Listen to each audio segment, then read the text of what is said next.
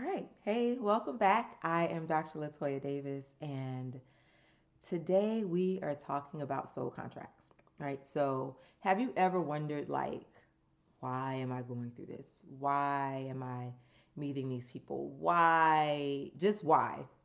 Just why, right?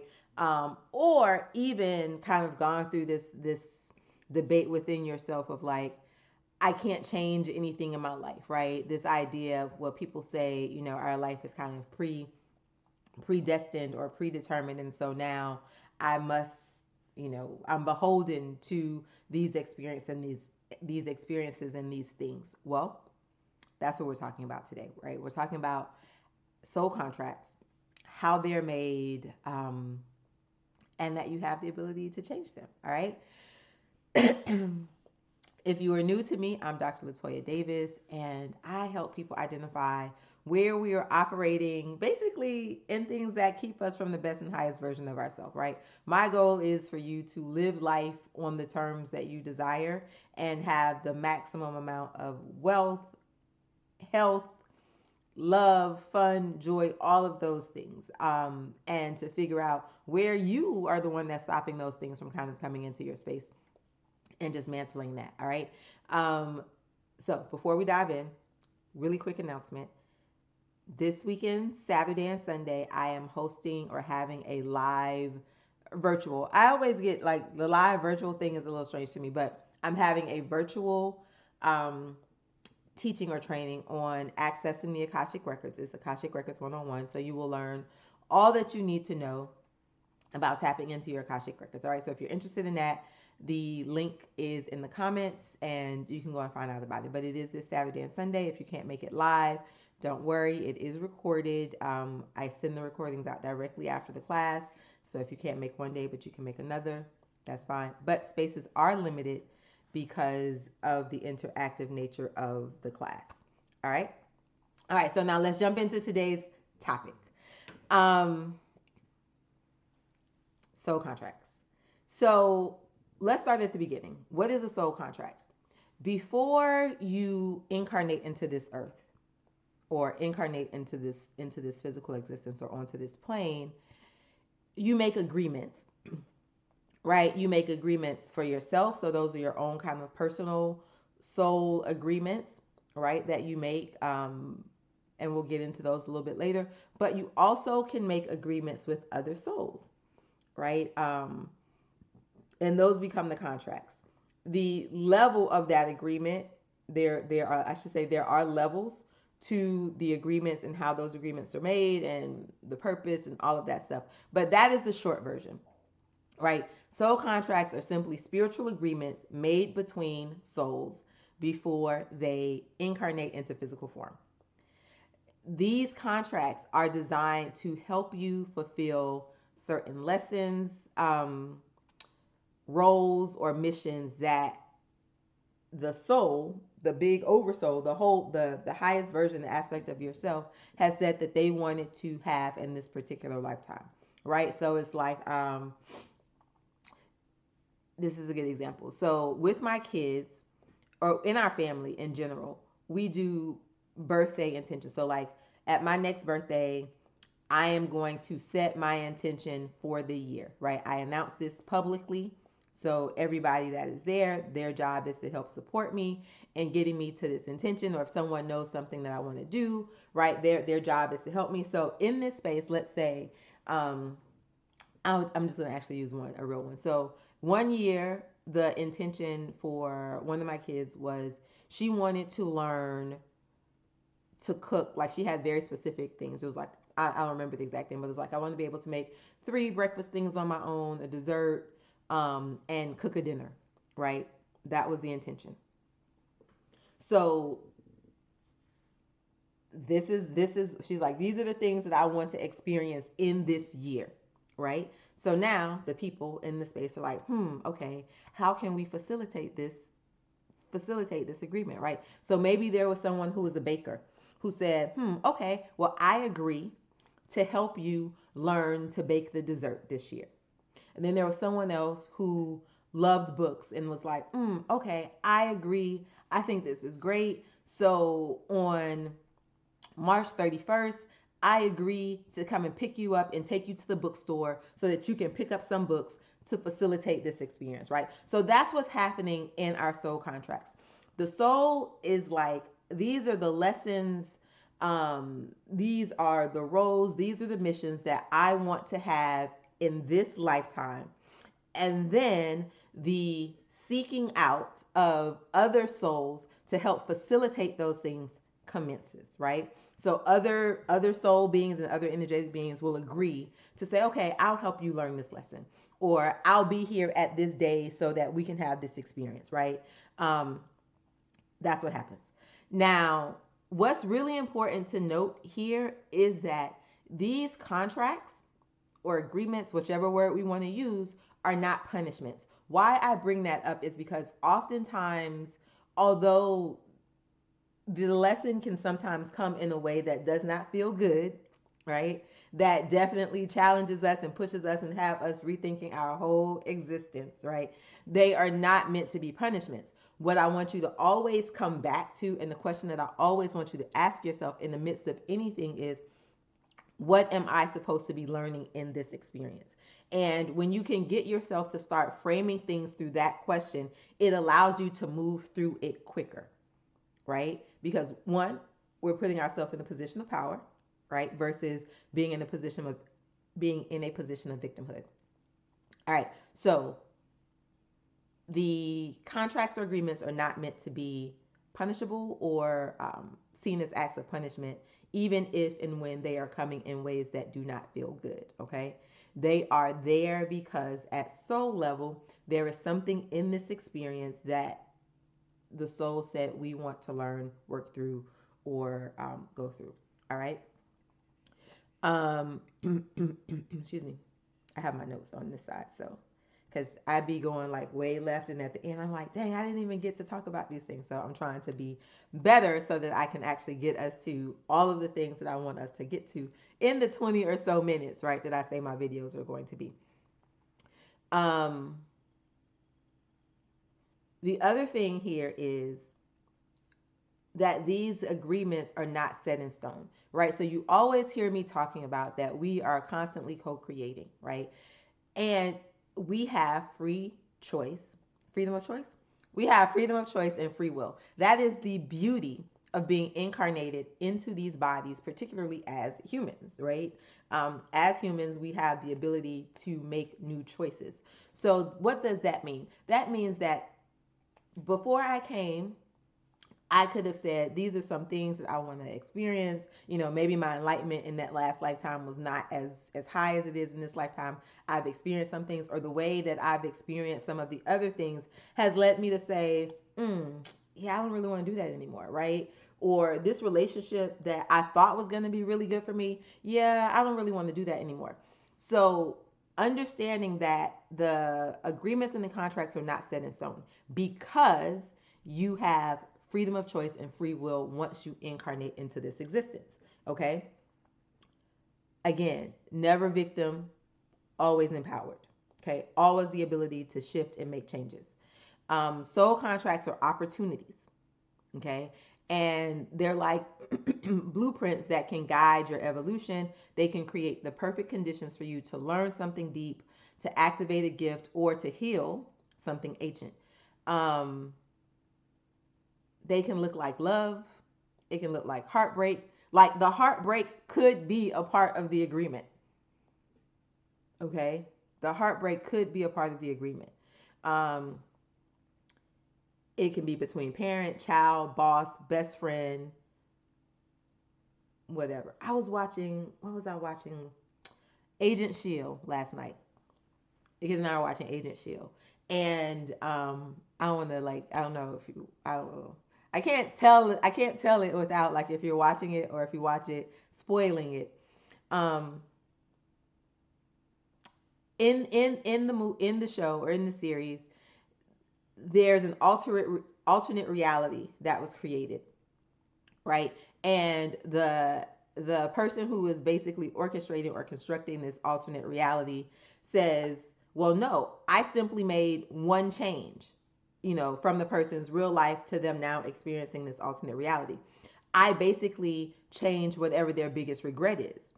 And this shift, I mean, impacted people's lives dramatically, right? So it's like, imagine going back to that day, and instead of getting in the car to go somewhere and something bad happens, you don't get in the car, right? How the progression of that looks after you've made that one change, right? So with soul contracts, the thing to understand is that at any point you can make a new choice about something that you already did or before you came, make a new choice, and then that can start to shift how everything else starts to play out. All right. Um, Now, here's where it gets good. All right. Before you were born, I talked about it. We sat with our soul team. Our soul team can be our spirit guides, um, not your spirit guides, your guides, and for reasons that I'm not going to go into because this isn't the spirit guides video, or this isn't a video about spirit guides, but your guides, okay? Um, your higher self, maybe other members of kind of your soul family, right? I think we talked about soul family, other members of your soul family. You look back over your past lives, you look back over the experiences that you've had, you assess, and you're like, okay, either I was really close to kind of finishing this task or accomplishing this mission. I want to go back and finish that, right? Or, this experience, I feel like I'm missing this, right? Yeah, I was down there, I saw these things and that looked good. I didn't have that, so I want to try that. Or, oh, I really fumbled the ball on this one in this particular lifetime. So I think I want to try that again, right? So we have these things that can contribute to soul growth, right? Because our goal is to grow with each incarnation. Our intention is to grow, to complete our cycle, to remember that we are one with source. Okay. It can deal with unresolved karma, or it can help us to evolve a particular gift. Okay. So we went back, we saw, we reviewed, we assessed, and then we started to plan. Okay. And in our plan, we say we're going to pick our life themes, right? So what's the theme that I want to work through in this lifetime? Forgiveness, courage, truth telling, self-worth, right? So also think about like how things show up for you in your life. If I've chosen a theme of self-worth in this lifetime, what types of experiences do I need to have in this life to live out this theme of me coming into knowing self-worth, right? Or exhibiting self-worth consistently, okay? So we're going to talk about our life themes. We're going to talk about key relationships. What do I want to heal? Where do I want someone to come and teach? Where do I want to teach someone else? Right? Major events, moments that would shape you, redirect you, or wake you up. So I often talk about when people have deja vu, I actually relate deja vu moments to key moments in my life that before I came here, I said, like, those are, I'll call them markers, right? Those were the markers. And so when I experience deja vu, for me, that says, I'm where I'm supposed to be on this date at this time, right? This is that marker that's coming to let me know that I am on the path, or I'm on the track, or even if I deviated at some point, I got myself back here and this is a marker, right? So that's how I perceive deja vu. And then even where and when you would be born. So when people talk about astrology, like I am not an astrologer. Listening to astrology is like, or people who talk about it, is literally like Greek or something, right? I have the utmost respect for it, but it doesn't, like, it's a little too, I don't know, for my mind. But why it's important is because if you know in astrology, right, you have all of these different houses and the charts and the stars and all of the stuff, right? It comes together, and those things kind of say, if this, then this, right? So I'm a Leo, right? So if Leo, then these are some of the natural traits, proclivities, and things that will happen, right? If your rising is a this, then these are some of the natural traits, right? How did that happen? It happened because you were born at a particular time, on a particular date, in a particular place. Why is that important? Because the soul says, in order for me to accomplish these things that I am saying I want to do in this life, these are some of the skill sets and the traits that I will need to support that. So, what's the easiest way to get that? Okay, when the stars align this way, those traits naturally come together. So, let me go and be born on this date at this time in this place. All right. All right. I'm gonna bring this together, y'all. All right. So, why does this matter? So I've alluded to it kind of earlier already. It matters because, or understanding this idea of the soul contract matters, one, because I want you to understand that it is not permanent, right? You made a choice before you got here to have these things, and you can get here, exercise your free will, and say, I don't know if I like this, right? So one of the sessions that I offer are soul clearing and healing sessions, right? And in that, we are looking, are there agreements, are there vows, are there these things that are not really serving you now? Because we can make a choice before that is no longer serving us now, right? And then if so, let's cancel, let's clear these, let's release these. All right. The other thing is, I want you to frame or think through the mindset of, what is this trying to show me? Right? Nothing is happenstance.